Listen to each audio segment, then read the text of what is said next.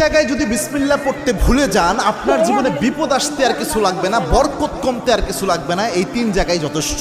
খুব মারাত্মক একটা বিষয়। বিসমিল্লাহ তো মোটামুটি সব ভালো কাজের শুরুতেই পড়া হয়, তবে সব জায়গায় ভুলে গেলেও এই 3 জায়গায় মিনিমাম ভুলা উচিত নয়। তার মধ্যে 1 নাম্বার যেটা, এটা আমি সবচেয়ে গুরুত্বপূর্ণ মনে করি, সেটা হচ্ছে বর্তমান পরিস্থিতিতে এটা হচ্ছে আপনার বাথরুমে প্রবেশের শুরুতে বিসমিল্লাহ পড়া। অনেকে বলতে পারেন, হুজুর বাথরুমে ঢুকবেন আবার বিসমিল্লাহ কিভাবে? বাথরুমের শুরুতে তো আমরা আল্লাহুম্মা ইন্নী আউযু বিকা মিনাল খুবসি ওয়াল খাবাইস পড়ি, এটা না আমরা পড়ি। হ্যাঁ, এটার ব্যাপারে আল্লাহর হাবিব সাল্লাল্লাহু আলাইহি ওয়াসাল্লাম জানিয়েছেন। আল্লাহর হাবিব সাল্লাল্লাহু আলাইহি ওয়াসাল্লাম জানিয়েছেন, কোনো ব্যক্তি যদি বাথরুমে প্রবেশের সময় পড়ে আল্লাহুম্মা ইন্নী আউযু বিকা মিনাল খুবসি ওয়াল খাবাইস, এর ফজিলত হলো ওই ব্যক্তি বাথরুমে প্রবেশ করলে বাথরুমের মধ্যে যে দুষ্ট জিনগুলো থাকবে ওই ব্যক্তিকে দেখতে পাবে, কিন্তু কোনো ক্ষতি করতে পারবে না।